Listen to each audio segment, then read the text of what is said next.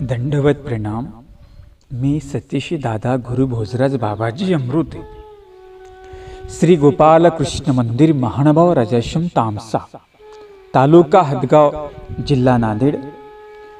प्रथमतया मार्गासी अधिकारण दत्तात्रेय प्रभूंच्या श्री चरणी साष्टांग प्रणिपात करतो. साधनदाता सर्वज्ञ श्री चक्रधर स्वामी स्वामींच्याही चरणी विनम्र अभिवादन करतो. कैवल्यवासी गुरुमाता तपस्विनी भामाताईजी अमृते ताईंची अंतःकरणामध्ये आठवण करतो. विद्या गुरुवर्य आदरणीय बाबांना दंडवत प्रणाम. आदरणीय श्रद्धेय गुरुवर्य तामसा निवासी दादांनाही दंडवत प्रणाम. श्री गोविंद गुरुकुल मानवाश्रम भानखेडी या आश्रमाचे संचालक, जिथून आपली पोथी प्रसारित ऑनलाईन होते आहे, या आश्रमाचे संचालक कवीश्वर कुलाचार्य आदरणीय श्रद्धेय कारंजेकर बाबांनाही दंडवत प्रणाम. या ग्रंथाचे लेखक आदरणीय श्रद्धेय चिंतनजनक वर्धणी निवासी बाबांनाही दंडवत प्रणाम. अमृत प्रवर्तक या ग्रुपमध्ये सहभागी असलेल्या सर्व अच्युत गोत्रियासी दंडवत प्रणाम. अमृत प्रवर्तक व्हॉट्सअप नंबर आणि कॉलिंग नंबर आहे 94 052 75 075. दंडवत हो. आपण दत्तकवच महाभाष्याची 12वी टीका पाहत असताना आपण काल दुःखांच्या जागा बघितल्या, भयाची पण जागा बघितली.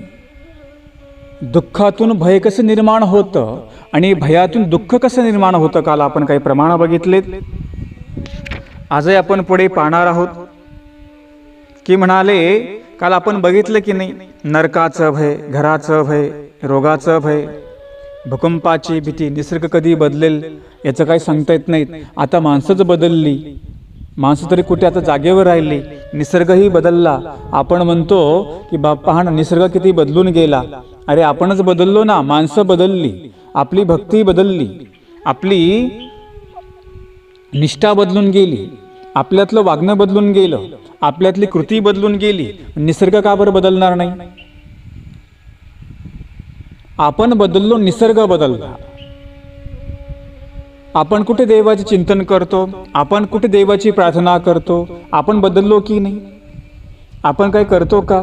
देव करतो का? धर्म करतो का? 10% लोक सोडले तर किती टक्के लोक प्रामाणिकपणे ते धर्म करतात, किती देवाचं चिंतन करतात?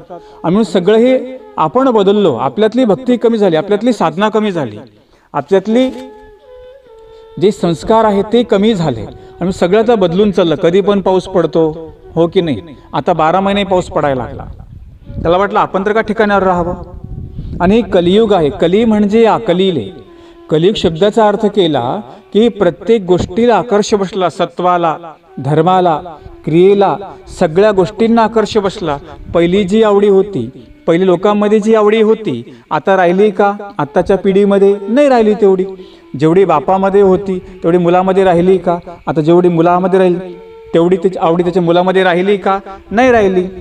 म्हणजे धर्म आणि आपल्यातलं सत्व सगळं कमी कमी होत चाललं. निसर्गही बदलत चाललेला आहे. म्हणून आता हे अतिवृष्टी होणे, भूकंप होणे, अनेक रोग निर्माण होणे, हे कसली कारणं आहेत? ही सगळी विनाशाची कारणं आहेत. आता पहिला बघा ना, किती पाऊस पडायचा. पूर्वी लोक सांगतात की एवढा पाऊस पडायचा म्हणे की ओला दुष्काळ पडायचा. आता सगळा कोरडा दुष्काळ पडतो. आता पाणी प्यायला भेटत नाही, पाण्यासाठी मारामारी होते की नाही? म्हणजे एकेन प्रकारे प्रत्येक प्रपंचामध्ये सगळी जागा ही दुःखाने व्यापलेली आहे. आणि म्हणून आणखीन सांगतात की म्हणालेला प्रमाण काय? आणखीन दुःख मनातून दुःख येतं, याला प्रमाण काय ना? म्हणाले सगळे दुःख भयातून येतात, त्याला प्रमाण द्या की म्हणाले एखादं. आलया भोगासी असावे सादर, देवावरी भार घालून या, मग तो कृपा सिंधू निवारी साकडे, एरते बापोडे काय रंक, भयाची पोटी दुःखाची राशी शरण देवासी जाता भले तुका म्हणे नव्हे त्या काय करिता चिंतावा तो आता विश्वंभर अशी तुकोक्ती तुकारामांनी आपल्या अभंगामध्ये सांगितलेली आहे. आणि हे प्रत्यक्ष साक्षात्कारी संतांचं वचन आहे. याला आजपर्यंत कुणीही खोटं ठरवलेलं नाही. आणि म्हणून जे संत साहित्य असतं ते काळाच्या कसोटीवर टिकणार आहे. संतांनी जे सांगितलं ते सगळं खरंच झालं. संत जे सांगतात ते सगळं बरोबर होत असतं. आणि म्हणून संत सुद्धा सांगतात की आपला जो सगळा भार आहे सगळा देवावर टाका तुम्ही. आता या जगाच्या पाठीवर तुम्हाला दुःखातून मुक्त करणारा फक्त परमेश्वर आहे, संतांनी ठाम सांगितलं. म्हणून संतांची पायी माझा विश्वास कोठे सांगितलं त्यांनी, त्यांच्या विश्वास तिथे सांगितला. आणि संतांनी सांगितलं की आपला जो विश्वास आहे हा कुठे पाहिजे, देवाच्या चरणावर पाहिजे. संतांचा जो विश्वास आहे त्यांचा विश्वास कुठे सांगितला, देवाच्या चरणावर त्यांचा विश्वास आहे. बाकी संत कुठेही विश्वास ठेवत नाहीत. म्हणून संत जो आहे तो सगळं संपत्तीचा त्याग करून आपले षडविकार बाजूला ठेवून मग तो संत होत असतो. संत कुणाला म्हणतात, स्वतःही शांत आहे दुसऱ्यालाही शांत करतो त्याला संत असं म्हणतात. जो संत गतीने चालतो, ज्याचं जीवन पाण्याप्रमाणे आहे, निर्मळ आहे, त्याला संत असं म्हणतात. आणि संत निर्मळ कधी राहतो, जेव्हा तो फिरतो, जेव्हा तो परिभ्रमण करतो, एका जागेवरून दुसऱ्या जागेवर परिभ्रमण करतो, तेव्हा तो संत होत असतो. तुम्हाला माहिती आहे पाणी साचलं की त्याचं डबकं तयार होतं. आणि डबक्यामधून काय होत असतं, किडे तयार होतात, मच्छर तयार होतात. आणि हेच मच्छर आपल्याला नंतर चावतात. म्हणून संतांचं नव्हे, आपलं मनुष्याचं जीवन सुद्धा कसं असलं पाहिजे म्हणाले, प्रवाही असलं पाहिजे. म्हणजे या मनुष्याने प्रपंच करत असताना भक्ती मार्गामध्ये सुद्धा त्याने आपला वेळ दिला पाहिजे, भक्ती मार्गामध्ये सुद्धा आपला प्रवाह पाहिजे. अरे संतांनी जीवन तर देऊन टाकलंच की देवाला, आम्ही जीवन देवाला देऊन टाकलं. आणि म्हणून आपल्याला सुद्धा तो प्रयत्न करता आला पाहिजे. का तर या प्रपंचामध्ये सगळी जागा ही दुःखाने व्यापली आणि फक्त परमेश्वर आपल्याला या दुःखातून सोडवू शकतो हे संतांनी आम्हाला ठाम सांगितलं. जो काही भोग आला त्याला सादर असावं लागतं, तो भोग भोगायला सांगितला. जरी संत झाले त्यांना सुद्धा दुःख आहे, भोग आहे, परंतु दुःख कोणासाठी सांगितले, ते देवासाठी सांगितले. आपण काय करतो, आपण प्रपंचासाठी दुःख भोगतो. संत जो आहे तो देवासाठी दुःख भोगतो. देवासाठी दुःख भोगतो म्हणजे नेमकं काय, आठवण करतो, विजन करतो, स्मरण करतो, जो काही साधना करतो. जीवन कुठे अर्पित केलं, त्यांनी परमेश्वराशी अर्पण केलं. आता जे काही स्थानवंदन करताना, प्रसाद वंदन करताना, कुठला व्यापार करताना, काही विधी आचरताना दुःख होतात की नाही. सुखाने काय परमेश्वर थोडीच भेटणार आहे आपल्याला. देवाने सांगितलं सुख साधनाने परमेश्वर तुम्हाला भेटणारा नाही, दुःखरूप साधन देवाने होईल. म्हणून सांगितलं आठवण करा, विजन करा, भिक्षा मागा, स्मरण करा, स्थानवंदन करा, प्रसाद वंदन करा. हे साधकाला पण सांगितलंय ना. साधक तरी कुठे बसून आहे का, नाही. आणि म्हणून संतांनी सांगितलं देवाच्या पार डोकं ठेवा, तीच तुम्हाला अभयाची जागा आहे. तर म्हणाले एखादा उपाय दुःखावर सांगा की, म्हणाले दैव संपदेतील अभयाची जागा शोधावी. गीतेच्या 16व्या अध्यायामध्ये दैव असुर योग सांगितला. म्हणजे दैव पुरुष सांगितले, असुर पुरुष सांगितले. जे दैवसंपदेचे गुण सांगितले त्यातला अभय हा प्रथम गुण सांगितला. आणि अभय हा सर्व गुणांचा राजा सांगितलेला आहे. म्हणजे अभय एक कसा आहे, दैवसंपदेने अलंकृत जो पुरुष तो स्वतः पण त्याला अभय आहे, दुसऱ्याला पण तो अभय देतो. तसं परमेश्वर जो आहे तोच या जीवाला अभय देणार आहे, भयातून मुक्त करणाराही आहे. स्वामींचा प्रसंग अरण्यग्रामला असतो. ललिताईसा नावाच्या एक माता त्यांना काळस्फोट झालेला असतो. काळस्फोट म्हणजे तो फुटला की मनुष्य मरण पावतो, म्हणून त्याला म्हटला काळस्फोट. आणि मग ती ललिताईसा विवळते, राखिका देवा पोसिगा देवा न राखसिगा मारेगा देवा. ती देवाची धावा करते. देवाला काही माहीत नाही तिला काही दुःख चाललं ते. जेव्हा तिने धावा केला देवाचा, स्वामी त्या ठिकाणी जातात आणि तिच्या त्या ठिकाणी जो फोड असतो की नाही, त्या फोडाला स्वामी अंगठा लावतात आणि तो फोड फुटतो. परंतु लगेच तिला बाईचा चरणोदक देतात आणि मग ती निवात ती शांत होऊन जाते. कदाचित स्वामी जर त्या ठिकाणी गेले, स्वामी सांगतात बाई माहिती हा काय आहे, हा काळस्फोट, म्हणजे याचा जर फुटला असता ती लढतैसा मरण पावली असती. आणि म्हणून परंतु तिने देवाचा धावा केला. धावा केल्यानंतर स्वामींनी तिला काय दिलं, त्या ठिकाणी जीवनदान दिलं. असे परमेश्वर आम्ही अनेक ठिकाणी पाहतो, कृष्णचरित्रामध्ये पाहतो, दत्तचरित्रामध्ये पाहतो. अनेकांना परमेश्वराने अभय दिलं, त्यांचं दुःख दूर केलं. अर्लक राजाला आम्ही बघितलं, तिने तापाने तो अशांत झाला होता, त्याला शांत केलं. असे अनेक लीळा आपण त्या ठिकाणी पाहतो. म्हणून तर सांगितलं, लीळा चिंतन करायला आपलं सांगितलं की नाही त्यांनी. आणि मग अशा प्रकारे परमेश्वर जो आहे, दुःख जर दूर करायचंय तुम्हाला, अभयाची जागा शोधा. अभयाची जागा म्हणजे परमेश्वर. दैव संपदेचा पुरुष सांगितला. अभय कशाला म्हणाले, जो कुणाला भीत नाही, ज्याला कुणी भीत नाही त्याला अभय असं म्हणतात ना. शूर आम्ही सरदार आम्हाला, काय कुणाची भीती, असं गीत रणामध्ये गात असतात. अभय म्हणजे नेमकं काय, जो कुणाला भीत नाही म्हणजे जो साधक असतो तो मरणाला भीत नाही, तो कुणालाच भीत नाही. त्याला घाबरायची काय गरज आहे, त्यांनी तर आपलं जीवन परमेश्वराशी अर्पण केलं. तो कुणाला भीत नाही, त्याला कोणी भीत नाही म्हणजे नेमकं काय की प्रत्येकाला वाटतं की त्या साधकांच्या आश्रयाला जावं. त्यांच्या आश्रयाला गेल्यानंतर आपल्या कुठल्याच प्रकारची भीती नसते. पण कोणता साधक, जो आचारनिष्ठ आहे, ज्याच्याकडे परिपूर्ण ज्ञान आहे, जो जाणीवेने आचार करतो, अशा संतांकडे गेल्यानंतर, अशा साधकांकडे गेल्यानंतर आपल्याला कुठल्याही प्रकारची भीती राहत नाही. म्हणून तो साधक, तोही कुणाला भीत नाही आणि त्यालाही कोणी भीत नाही, म्हणजे बिनधास्तपणे त्या साधकांच्या आश्रयाला आपण जावं असं सांगितलं. जसा तो वीर असतो, तो घाबरतो का कुणाला? एखादा शूरवीर राजा असतो, तो घाबरतो का कुणाला? कारण तो सामर्थ्यवान असतो, तोही कुणाला घाबरत नाही. ज्याच्या आश्रयाला, जी लोक त्याच्या आश्रयाला गेली त्यांना सुद्धा भीती नसते, म्हणजे ते पण कुणाला घाबरत नाहीत. साधक हा स्वतंत्र असतो, त्याला काय कुणाला घाबरायची गरज नसते आणि त्याला तोही कुणाला घाबरत नाही आणि तो कुणाला घाबरत पण नाही. जो साधकांच्या आश्रयाला जातो, पण तो साधकही स्वार्थी नसला पाहिजे. तो फक्त आपला स्वार्थ पाहणार नसला पाहिजे, त्यांनी हिताचा स्वार्थ बघितला पाहिजे. जो आपल्या आश्रयाला येतो त्याचा स्वार्थ त्यांनी बघितला पाहिजे. त्या साधकाच्या आश्रयाला आपल्याला जायला सांगितलं आणि ज्यांच्या ठिकाणी गेल्यानंतर, ज्यांच्या आश्रयाला गेल्यानंतर आपल्या कसल्या प्रकारची भीती नाहीये, अशा साधकाचा आश्रय आपल्याला करायला सांगितला. म्हणजे ज्ञानियाचा, जो ज्ञान भक्ती वैराग्याने परिपूर्ण आहे, अशा साधकाचा, अशा संतांचा आश्रय आपल्याला करायला सांगितला. साधक कधी कुणाला भीत नाही.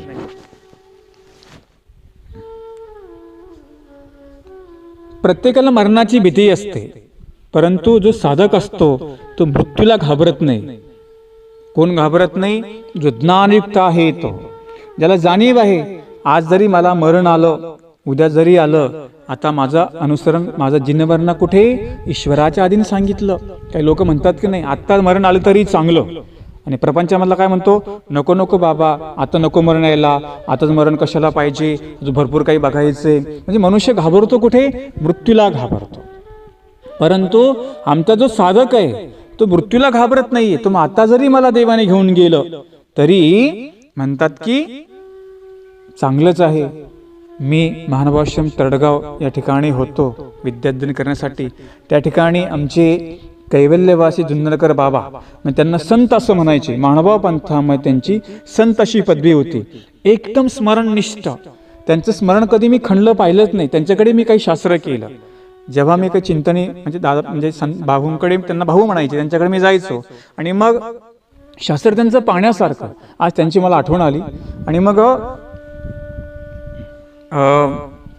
ते म्हणायचे सारखं, देवा मला घेऊन जा, देवा मला घेऊन जा, असं नेहमी ते म्हणायचे. कोण? आमचे संत भाऊ. इतकं ते ओले पोले होते स्मरणामध्ये. नको बाबा मला आता हे कटकट नको म्हणायचे, मला लवकर घेऊन जा, लवकर घेऊन जा. आणि सारखं ते देवाला म्हणायचे मला घेऊन जा. जिवंतपणी आहे त्यांना ती काही अशी आशा अजिबात नव्हती, पण देवाने मला लवकर न्यावं असे ते मागायचे. मी म्हटलं भाऊ तुम्ही देवाला लवकर मरण मागताय, किती धाडस आहे तुमचं. भाऊ नेहमी म्हणायचे अरे सतीश आपण जर जास्त काळ टिकलो, आज आपलं अनुसरण चांगलं आहे, उद्या आपल्याला मरण कसं येईल, काही दोष आपल्याकडून घडेल, काही सांगता येतो का. आमच्या स्वामींनी सांगितलं गुणावर असता मेला अनिका. जो साधक परीवर आहे, परीवर असताना तेव्हा ज्याला मरण येईल ते मरण चांगलं सांगितलं. नेहमी ते मला म्हणायचे आणि त्यांची ती वीरता, देवाला ते मरण मागायचे, लवकर मला घेऊन जा. फार महान तपस्वी होते. आणि मग ते आता नाहीत, असंच काहीतरी निमित्त झालं आणि त्यांना देव आज्ञा झाली, देव त्यांना घेऊन गेले. म्हणजे हे काही उदाहरण मी डोळ्याने पाहिले की आमचा जो साधक मृत्यूलाही तो घाबरत नाही. असे काही काही साधक आहेत मृत्यूलाही घाबरत नाही. आणि म्हणून एक उदाहरण मी तुम्हाला सांगितलं जिवंत म्हणून. दैवी संपत्तीचा जो पुरुष आहे तो अलंकृत असतो. त्याने आपले सगळं मन, सगळे इंद्रिय, आपलं सगळं शरीर कुठे एकवटलेलं असतं, ईश्वराच्या ठिकाणी एकवटलेलं असतं. तो म्हणतो आता जरी मला मरण आलं तरी मला काही भीती नाही. आणि दैवी संपदेने जो अलंकृत आहे, अभयम सत्व संशुद्धीने सांगितलं, ज्याच्याकडे अभय आहे, जो स्वतः अभय आहे, दुसऱ्यालाही भयभीत करीत नाही, त्याच्या आश्रयाला गेल्यानंतर आपल्याला सुद्धा कुठलीच भीती राहत नाही. म्हणून अभय कोण देतो, परमेश्वर देतो. अभयाची जागा म्हणजे परमेश्वर, संतांनी ठाम सांगितलं. आणि आम्हालाही सुद्धा अभयाची जागा शोधायला सांगितली, ती म्हणजे काय, परमेश्वराचं चरण. आणि दैवसंपदेने अलंकृत जो पुरुष आहे, अभय देणारा, त्याचाही आम्हाला सहवास, अधिकरणाचा सहवास आम्हालाही करायला सांगितला. ज्यांच्या ठिकाणी गेल्यानंतर आम्हाला कुठल्या प्रकारची भीती राहणार नाही, अशांचा आश्रय आम्हाला करायला सांगितला. जो भीती दाखवतो त्याचा आश्रय आम्हाला करायला नाही सांगितला.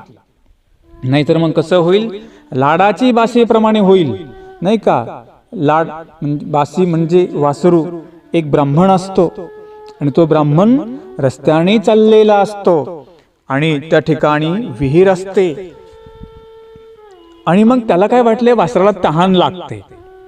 तो वासराचे 4 पाय घेतो आणि त्याला काय करतो, विहिरीमध्ये टाकून देतो.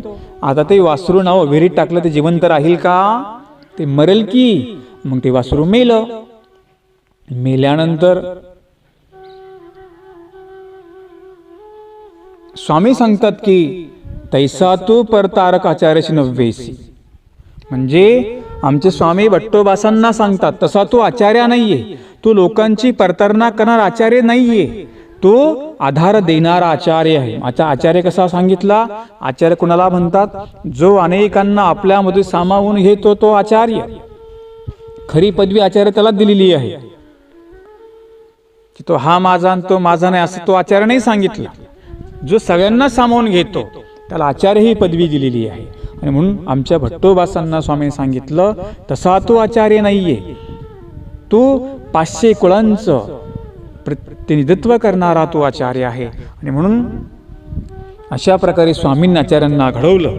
आपण सुद्धा आश्रय घेत असताना ज्या ठिकाणी आम्हाला भीती नाही, आम्ही मुक्तपणे वावरू शकतो. भीती म्हणजे आता एक लक्षामध्ये ठेवा, मार्गात गेल्यानंतर काही नियमाचं पालन करावं लागतं. तुम्हाला ते रागवतील पण, बोलतील पण, ते तुम्हाला सहन करता आलं पाहिजे. गुरूंची बोलणे सहन करावी लागतात, तेव्हाच विद्या प्राप्त होते, तेव्हाच काही आचरण करता येतं. हा निरर्थक जर कोणी आपल्याला रागवत असेल मग ती गोष्ट वेगळी, परंतु चांगल्यासाठी रागवता येत. आणि बघा, जर जीवनामध्ये तुम्हाला मोठं व्हायचं, तुम्हाला भीती असली पाहिजे. सांगितलं की नाही, जीवन में बडा बनना चाहते हो तो डरना सीखो. विद्यार्थी असेल त्याला जर मोठं व्हायचं जीवनामध्ये तर त्यांनी घाबरायला थोडं शिकलं पाहिजे. ज्याला मोठं व्हायचंय, नम्रता धारण करून त्या विद्यार्थ्यांनी थोडं घाबरायला शिकलं पाहिजे. आईवडिलांना घाबरायला शिकलं पाहिजे, आपल्या गुरूंना घाबरायला शिकलं पाहिजे, तेव्हाच तो जीवनामध्ये मोठा होईल. आणि म्हणून कधी कुणाला काही कमी समजू नये. कोण आपल्यापेक्षा वरचढ होईल काही सांगता येतं का? कधी कुणाला कमी लेखू नये. आणि म्हणून सांगतात की घाबरणं कधी चांगलं असतं, परंतु घाबरायचं कुठे? देवाला घाबरायचं. आपल्याकडून अविधी होऊ नये याला घाबरायचं. आपल्याकडून बरोबर विधी झाला पाहिजे, काही चूक माझ्याकडून झाली नाही पाहिजे याला घाबरायचं. अविधी म्हणजे काय? चूक. आणि विधी म्हणजे आपण केलेलं बरोबर वर्तन, याला म्हणतात विधी. मग घाबरायचं कुठं? देवाला घाबरायचं, धर्माला घाबरायचं. जीवनामध्ये आपण मोठं व्हायचंय, लहान असताना आईवडिलांना घाबरायचं. आणि जेव्हा आपण विद्याध्ययन करतो तेव्हा त्या शिष्याने आपल्या गुरुलाही घाबरलं पाहिजे, तेव्हाच विद्या प्राप्त होते. अहंकाराने जीवनामध्ये काही प्राप्त होत नसतं. अहंकार सगळ्यात मोठा आपला शत्रू आहे. आणि म्हणून भय ठेवायचं. भय कोणतं ठेवायचं? चांगल्या कार्याचं भय ठेवायचं. बिनकामी जर कोणी काही म्हणत असेल, नावं ठेवत असेल, तर त्यांना मात्र घाबरायचं नाही. धर्मासाठी घाबरायचं नाही. तुम्ही चांगलं करताय ना, चांगल्या गोष्टीसाठी अजिबात घाबरायचं नाही, हे लक्षामध्ये ठेवा. आणि म्हणून संत अभय कशाला म्हणतात? जो कुणाला भीत नाहीये. आमचा जो संत आहे तो कधी मृत्यूला भीत नाहीये. चरित्रामध्ये प्रसंग तो निळभट्ट भांडारेकर, आपल्या सर्वांना लीळा ती माहिती आहे. शेवटचा अंतकाळ समय आहे त्यांचा, भांडारेकरांचा येतो आणि स्वामींच्या मांडीवर त्यांचं डोकं असतं. स्वामी त्यांना म्हणतात, भटो आम्ही काळवंचना करू, आम्ही काळाला परतून लावू शकतो, आम्ही थांबू शकतो मृत्यू तुमचा. निळभट्ट भांडारेकर एकच म्हणतात की जेव्हा जर तुमची मांडी जर मला पुन्हा भेटणार असेल तर मग तुम्ही काळाला थांबवा, मृत्यू थांबवा. स्वामी सांगतात याचं आम्ही काही सांगू शकत नाही. मग ते म्हणतात जर तुम्ही हे सांगू शकत नाही तर काय करा, आत्ताच मला मृत्यू आलेला बरा बघा. याला म्हणतात अभय. तो मृत्यूलाही घाबरत नाही आमचा संत. असे काही काही पूर्वज आमचे होते. जेव्हा काळे कृष्ण भट्ट आणि माहीम भट्टांना पकडलं तेव्हा एकमेकाकडे पाहतात. आता राजा म्हणतो ना 16 चढवा. एकमेकाकडे पाहतात. जरोवा शस्त्रोवा. ते म्हणतात जराने मरण आलं काय, शस्त्राने आलं काय, मरण येणारच आहे, आपण तर विधीवर आहोत. आणि मग तो राजानंतर त्यांना सोडून देतो. त्यांना वाटलं कोणतरी ज्ञानी लोक आहेत, त्यांची ती भाषा ऐकून मृत्यूला घाबरले का ते? जो कुणाला भीत नाही आणि त्याला कोणी भीत नाही. संत असा आहे तो कुणालाच घाबरत नाही आणि त्याच्याजवळ गेल्यानंतर तो कुणाला घाबरतोही नाही, त्याला संत असं म्हटलं. लक्षामध्ये ठेवा. आणि संतांची म्हणजे संत आणि परमेश्वर, त्याही मध्ये परमेश्वर सांगितला की हा परमेश्वर आपल्याला अभय देणार आहे. आणि स्वामींनी सांगितलं याची गॅरंटी नाही. निळभट्ट म्हणतात मला मृत्यूला आत्ताच चांगला. आणि मग निळभट्ट भांडारेकरांना स्वामींच्याच मांडीवर मृत्यू येतो. किती भाग्यवान ते भांडारेकर. मृत्यूला सुद्धा समोर दिसतोय मृत्यू. देव म्हणते आम्ही मृत्यू थांबवतो तुमचा, तरी म्हणते नाही नाही देवा तुमची मांडी मला पुन्हा भेटेल का? नाही भेटणार, मला आत्ताच मरण चांगलं. बघा किती मोठं अभय या ठिकाणी आहे. म्हणजे मरणाला सुद्धा घाबरला का आमचा साधक? नाही घाबरत. म्हणून जो कुणाला भीत नाही, ज्याला कोणी भीत नाही, त्याला म्हणतात अभय. दैवसंपदेचा अलंकृत असलेला पुरुष हा मृत्यूलाही घाबरत नाही, स्वतःही घाबरत नाही आणि तो कुणालाही घाबरवत नाही. त्याच्या आश्रयाला जो जाईल तो घाबरत नाही. असा संतांचा आश्रय करा, ज्या ठिकाणी गेल्यानंतर तुमच्या मनामध्ये कुठली भीती राहणार नाही आणि तुम्हाला तुमचं आचरण व्यवस्थितपणे करता येईल. अशा संतांची जवळीक आपल्याला करायला सांगितली. फार सुंदर ओवी बाबांनी भांडारेकराविषयी ती केलेली आहे प्राश्चितामध्ये. बाबांचं एक पुस्तक बघा प्राश्चित नावाचं, मंगलनामा मंगलधामा. ते सगळ्यांनी दररोज आपल्या घरी म्हणत जा. त्याच्यामध्ये एक ओवी आली बघा.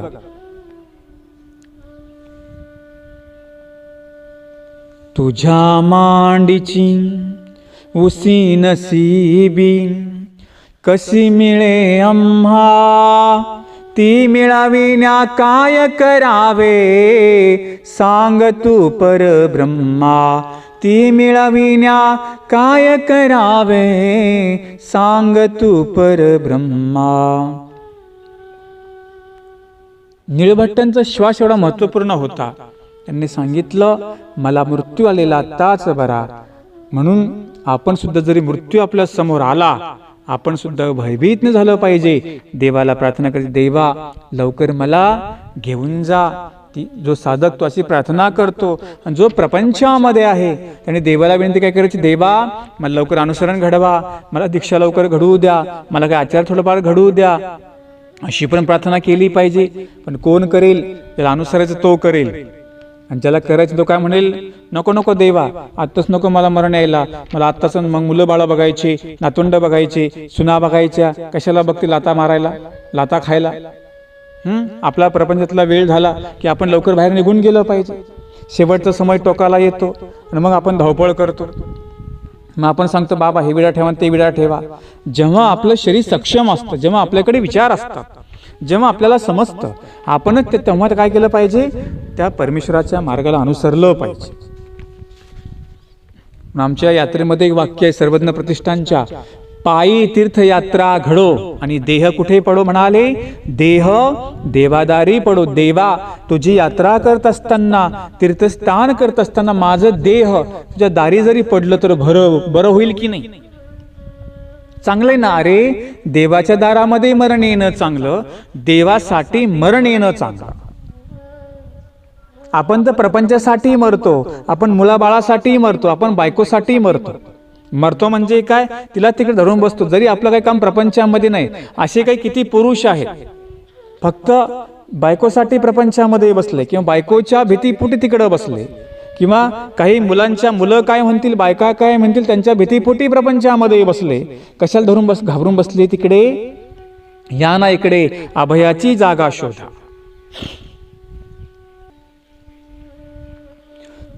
प्रपंचामध्ये मरण्यापेक्षा आपल्या जीवाचं हित कशामध्ये आहे त्यासाठी मेलेलं कधीही चांगलं. अरे प्रपंचात जर मेलो तर नरक होतील ना, देवासाठी मेलो तर कमीत कमी मोक्षाचा मार्ग तरी तयार होईल. नाही आम्हाला चांगला जन्म देवाला देता आला, कमीत कमी जेव्हा समजलं तेव्हा तरी कमीत कमी द्यायला शिका. फार आपल्या गौऱ्या तिकडे जातात, तोंडात दात नसतात, केस पांढरी होतात, तरी पण आपल्या अनुसरण्याची इच्छा होत नाही. अनुसरण हा भाग वेगळा, दीक्षा घेण्याची इच्छा होत. दीक्षा म्हणजे दक्ष व्हायला पहिलं शिका. अनुसरण नंतर तुम्हाला घडेल, संन्यास नंतर तुम्हाला घडतो. म्हणून दीक्षा, अनुसरण आणि संन्यास 3 शब्दामध्ये प्रयोग केला. भट्टोबास अनुसरले म्हणजे ते दक्ष झालते, नंतर ते अनुसरले. पहिले दक्ष व्हावं लागतं. आपण तर दक्ष होत नाही. आपल्याकडे सगळ्या प्रकारची अदक्षता भरलेली आहे. असे काही बरीच लोक आहेत प्रपंचामध्ये ज्यांचं काहीच कामच नाही. त्यांची केस पांढरी झाली तरी पण ती पुन्हा हिरडाय करता काळे करतात. बाया असतील माणसं असतील, त्यांचं काहीच काम नाही प्रपंचामध्ये, तरी पण मुलगा काय म्हणेल, पोरगी काय म्हणेल, सून काय म्हणेल, आमका काय म्हण. अरे बाबा कोणीच काही म्हणत, त्यांना काय गरज आहे? उलट ते म्हणतात कधी हे घराच्या बाहेर जातात, उलट ते वाट पाहतात. आणि हे बघा, तुम्हाला त्यांनी घरी ठेवण्यामध्ये काय स्वार्थ आहे? त्या सुनाला वाटतं बरं झालं सासू थांबली, तेवढंच माझा पोरगा खेळवेल, तेवढंच मला मग आमच्या नवरा बायकोना गप्पा मारायला भेटतील. काही ठिकाणी पाहतो त्या सासा असतात ना म्हाताऱ्या, ते मुलं मुली सांभाळतात आणि मस्त जोडी मस्त टीव्ही पाहतात, गप्पा मारतात, काही नाही, यांचं स्मरण होत नाही, काही होत नाही, तरी पण बसले आपले तिकडे प्रपंचामध्ये. काय काम असतं का आपल्या प्रपंचामध्ये? नाही काय काम असतं. अरे आमचे नागदेवाचार्य स्मृतीमध्ये सांगतात, ती साकूबाई असते. आचार्य म्हणतात साकूबाई तो आता अनुसरण परमार्गामध्ये. ती म्हणते देवा आपलं सॉरी, ते म्हणते नागदेव हो, माझं स्मरण इथेच होतं. मुलांना खेळवत खेळवत म्हटले मी स्मरण करते. आणि मग आमचे आचार्य म्हणतात की अहो साकूबाई कवनाचा गोल्लो, तू आपली चिंती वो साकूबाई. अरे म्हटले कोणाचा मुलगा न कोणाचा नातून कोणाचं काय, तू त्यांचं करण्यापेक्षा तू आपलं चिंतन कर ना, आपलं भलं करून घे ना साकूबाई. तू आता तू सगळा वेळ प्रपंचाला दिला, आता परत वेळ तू त्या प्रपंचाला देते का? तू आपलं चिंतन कर, आपलं भलं कर. म्हणून प्रपंचामधल्यांना सांगतो की जरी आता तुमचा काय कार्यभाग तिकडचा संपला तर तुम्ही तुमचं बघा ना हो, तुम्ही तुमचं चिंतन करा, तुम्ही तुमचं भलं करून घ्या. कशाला तिकडे चिंतन करता, कोणाचं काय गॅरंटी. हे बघा, तुम्ही किती तिकडे प्रपंचामध्ये राहा, त्यांना तुमचा अजिबात काही उपकार नसतो. फक्त तुम्हाला वाटतं माझा मुलगा, माझी सून, माझा नातू, माझा अमकन, माझं ढमकं, तुम्ही फक्त तिकडे करत बस, तुमचं कोणी काही नसतं. फक्त ते तुमचा जो वापर आहे ते फक्त त्यांच्या स्वार्थासाठी आणि कामासाठी करून घेतात, हे मात्र लक्षामध्ये ठेवा. आणि म्हणून आपल्याला अभयाची जागा शोधायची. भंडारेकराप्रमाणे नाही होता आलं आम्हाला, परंतु हळूहळू काय करायची, आपण ती आपल्या जीवनाची सुरुवात करायची आहे. आणि हा प्रपंच तर भयभीत करणारा आहे, मग कशाला प्रपंचात थांबायचं, आपलं भलं कशामध्ये आहे ते शोधायचं आणि प्रपंच त्याग करून अभयाची जागा म्हणजे परमेश्वर, त्याला शरण जायचं. ज्याप्रमाणे आमचे निळभट्ट भंडारेकर देवाला शरण गेले, अनेक भक्त देवाला शरण गेले, त्यांनी त्यांचं भलं करून घेतलं, त्यांनी अभयाची जागा शोधली आणि ते कुठे गेले, मोक्षाकडे गेले. आम्हाला शूरवीर होता आलं पाहिजे. हे आक्रमण आम्हाला परतून लावायचं संबंधित चोंबडेपणाने बोलतात, जे काय आम्हाला रडतात. बघा ना, काही काही ह्या सुना असतात, भल्या नौटंकी असतात, काही मुलं, तो बिचारा माणूस, त्यांचा वडील बाहेर निघाला, सासरा बाहेर निघाला, लगेच रडणार, पडणार, डोळ्यामध्ये पाणी आणणार, सासरे बा तुम्ही चांगले होते, तुम्ही चांगले आहेत, कशाला मार्गात जाता किंवा कशाला काय करता, राहणं इथे, तुम्हाला कमी आहे का. हे फक्त तुम्हाला चोंबड्या शब्दाने बोलतात, वास्तविक ते काय मनातून बोलत नाही. एवढीच जर काळजी होती तर मग कशाला त्याला दुखवते, त्याचे टाइम त्याला, तुम्ही तर बरोबर त्याची काळजी करत नाहीये. फक्त तुमचा मोह, ते निघाले मार्गात की तिथे उभे राहतो फक्त, बस रडायचं. रडणं बायांना बरोबर जमतं, बायांना ते सांगावं लागत नाही. एखाद्या बाईचा नवरा किती खतरनाक असो, त्याला बरोबर टाळ्यावर कशी आणते ते रडून पडून, तुम्हाला सगळं माहिती. तुम्ही आता प्रपंच करता, आम्ही फक्त बघतो. आता लहानपणापासून आम्ही इकडेच आहे ना, फक्त आम्ही अनुभवतो, आम्ही त्या शास्त्रामध्ये अभ्यासतो, आम्ही फक्त पाहतो. तुम्हाला माहिती कसं तुम्ही खुश करता ते. आणि म्हणून आमच्या शास्त्रामध्ये सांगितलं की चोंबड्या प्रांतीनं यावे, चोंबड्या शब्दामध्ये आपण सुद्धा अडकू नये. पण आपण बरोबर अडकून बसतो त्या शब्दामध्ये. झालो मग थांबलो कुठे, प्रपंचात थांबलो, आणि प्रपंचात थांबलो आणि मग चाललो मग मेलं की नरकाच्या वाटेला. कशामुळे झालं सगळं एवढं, हे आपलं ते वीर होता नाही आलं. अरे तो शूरवीर जातो ना रणांगणामध्ये लढण्यासाठी, जवान, तो आपल्या नातेवाईकांची काळजी करत नाही, कुटुंबियांची काळजी करतो. फक्त म्हणतो आता आम्ही देशाला जेवण दिलं, तिथे मला फक्त लढायचं, फक्त लढणं, शत्रू त्याच्या समोर असतो, बाकी समोर काही त्याच्या नसतं. तसं जाणीव झाल्यानंतर आपण सुद्धा विचार केला पाहिजे की नाही. आता माझ्या प्रपंचामधलं माझं काम थांबलं, सगळं थांबलेलं आहे, आता काय थांबायचं प्रपंचामध्ये, जायचं देवाच्या मार्गाला, जायचं देवाच्या मार्गाला, करायचं स्मरण, हो घ्यायची दीक्षा, करायचं काही आचार करायचा आणि आपलं भलं करून घ्यायचं की नाही, केलं पाहिजे. म्हणून अभय कशाला म्हणतं सांगितलं, जो कुणाला भीत नाही, ज्याला कुणी भीत नाही, ती जागा म्हणजे अभयाची सांगितली. आपल्याला तसं होता आलं पाहिजे, मुद्दे सांगितले, लक्षामध्ये ठेवा. आता पुढे आपण बघूया. म्हणजे जे काही तुम्हाला मी बोलतो, अनुभव बोलतो बरं का. म्हणजे एक घटना मला सांगितली, एक साधक होते, म्हणजे ग्रस्त होते. त्यांनी सांगितलं, बाबा मी अनुसरण्यासाठी निघालो आणि एकदम माझे मुलं बाळ सुना सगळे रडायला लागले. म्हटले बाबा, त्यांचं ते रडणं बघून मला वाटलं की नकोच मार्गामध्ये जायला. अरे म्हटलं, ते त्यांची ते नखरे असतात सगळे, त्यांच्या शब्दाप्रती तुम्हाला यायला नाही सांगितलं. किती जरी रडले पडले आणि काही त्यांनी पुळका दाखवला तरी त्यांच्यामध्ये अडकायचं नाही. जरा त्याला, जर तुम्हाला तुमची जर त्याला एवढीच काळजी असेल ना, त्याला सांग मी साधू होतो, काही काळानंतर मार्गामध्ये राहतो, तुझ्याकडे येतो, कर माझी सेवा. तुला सेवाच करायची ना, मग साधू म्हणून तुम्ही त्यांची सेवा करू शकत नाही का? करू शकता.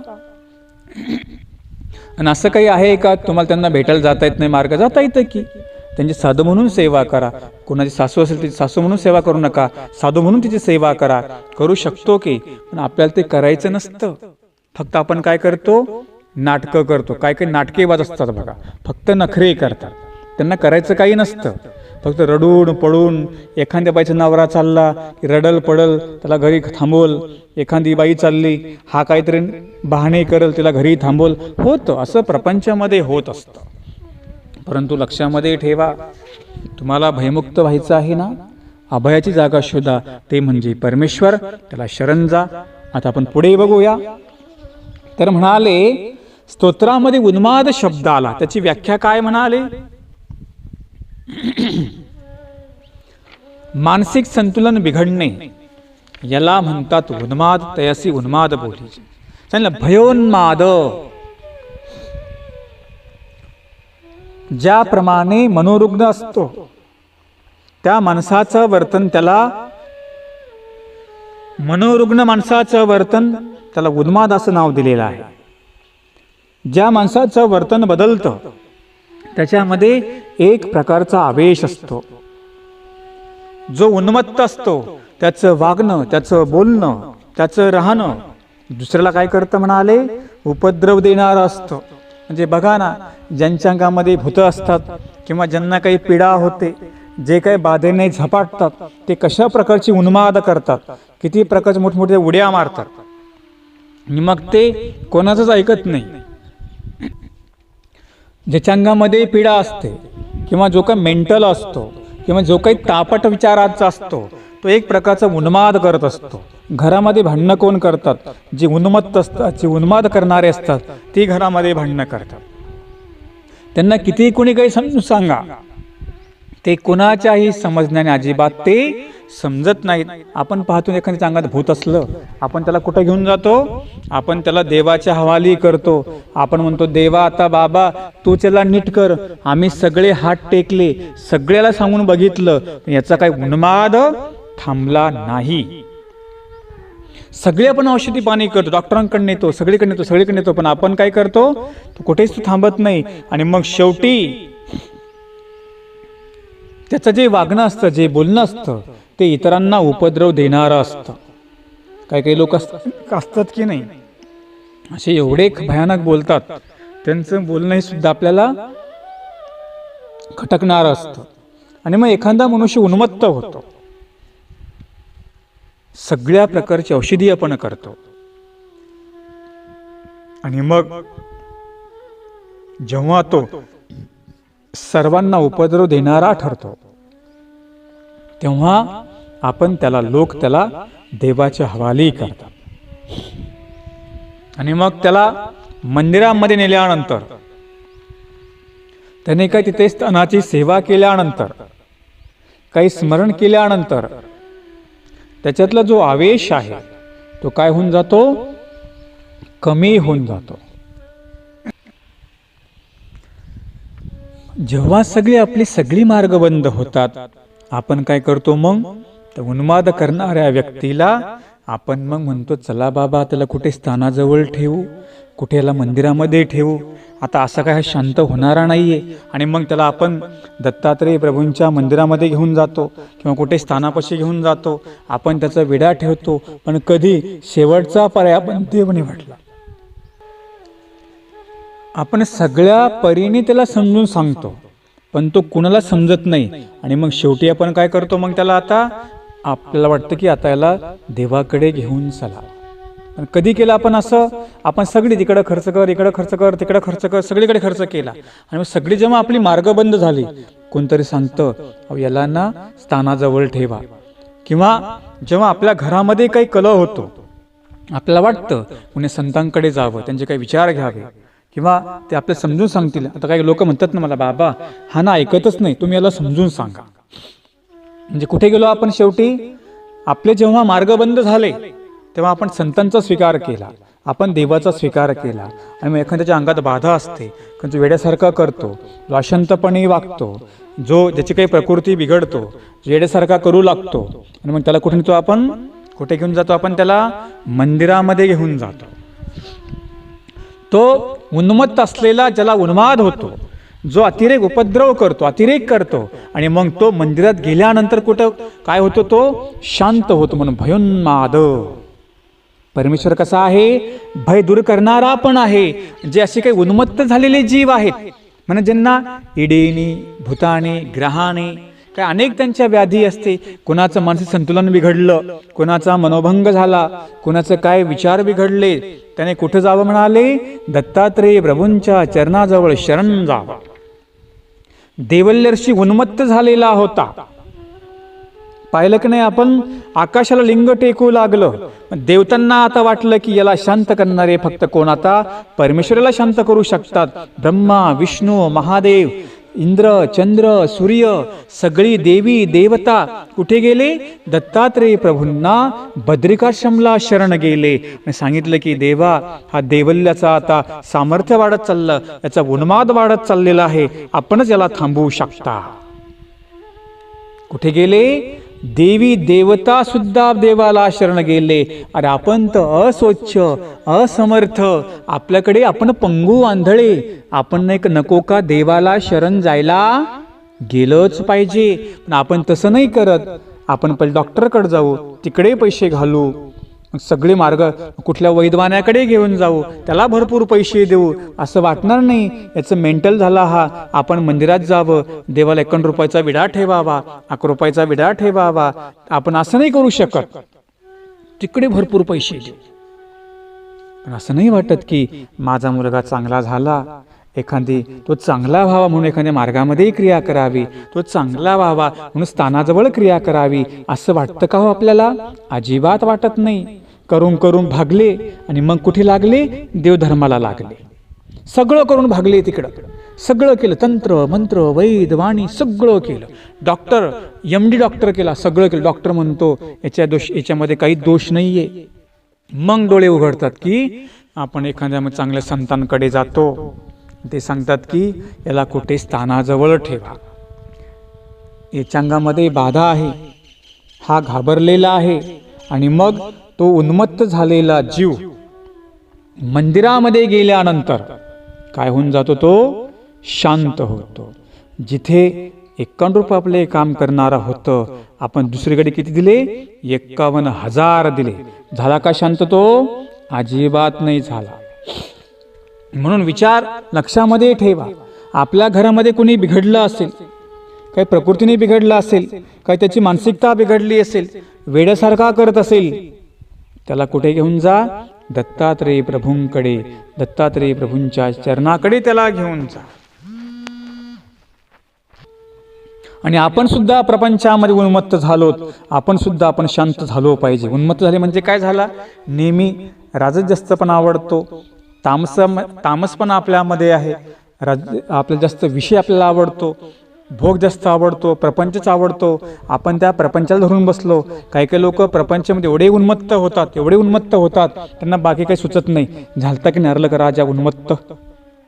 पाहिलं ना आपण ते चरित्र. म्हणजे देवल्य ऋषी कुठे शांत झाला, दत्तात्रेय प्रभूंकडे शरण गेला की तो शांत झाला. त्याला जो उन्माद आला, जो अहंकार आला होता, कुठे शांत झाला तो, दत्तात्रेय प्रभूंनी त्याचा जो उन्माद होता, जो अहंकार होता, तो शांत केलेला आहे. दुसरं प्रमाण बघितलं, आर्लक राजा एवढा विषयामध्ये रमलेला होता. आईला वाटायचं की दत्तात्रेय प्रभूंना यांनी शरण यावं, परंतु आता विषय असा असतो, संपत्ती अशी असते, पैसा असा असतो की ती माणसाला उन्मत्त करत असते. एखाद्या स्त्रीला तिचं सौंदर्य उन्मत्त करत असतं, एखाद्याला पैसा उन्मत्त करतो. आणि म्हणून आज पैशाने, संपत्तीने माणसं उन्मत्त झालीत आणि ती त्यांचं काय गत झाली आपण बघितलं. लक्षामध्ये ठेवा, जरी काही देवाने भरपूर दिलं, उन्मत्त होऊ नका. शेवटी लक्षामध्ये ठेवा, जे मातीतलं आहे ना, ते मातीमध्ये जाणार आहे. म्हणून देवाला शरण जाता आलं पाहिजे, दत्तात्रेय प्रभूंना शरण जाता आलं पाहिजे. जे प्रपंचामध्ये उन्मत्त होतात, त्यांची काय गत झाली आणि काय होते आपण डोळ्याने पाहतो. पण जे देवाला शरण गेले, उन्मत्त झाल्यानंतर ज्यांना जागेवर राहायचं आहे, ते दत्तात्रेय प्रभूंकडे गेले, ते जागेवर राहिले. आणि म्हणून आर्लक राजा लक्षामध्ये ठेवा, देवल्य ऋषी लक्षामध्ये ठेवा. जर आपण सुद्धा जर उन्मत्त असेल, आपल्यामध्ये काही निरर्थक अहंकार असेल, आपण सुद्धा जागेवर या. आणि ते म्हणजे दत्तात्रय प्रभूंचं चरण ती जागा आहे.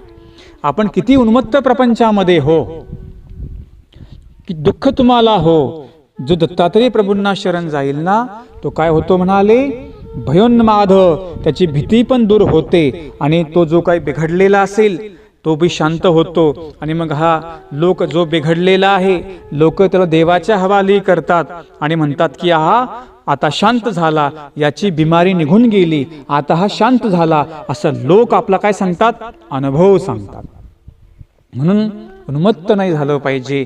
म्हणून देवल्य ऋषी लक्षामध्ये ठेवा, आलं लक्षामध्ये ठेवा आणि आपण सुद्धा उन्मत्त न होता जरी झालो तरी दत्तात्रय प्रभूंना विनंती करा, हे देव दत्तात्रय महाराजा, ज्या आपण देवल्यचा गर्भहरण केला, अर्लकाचा तापहरण केला, माझाही करावा. अशा प्रकारे दत्तात्रय प्रभू जीवांचे दुःख दूर करतात. अजून काय करतात आपण ते उद्या बघूया. दंडवत प्रणाम.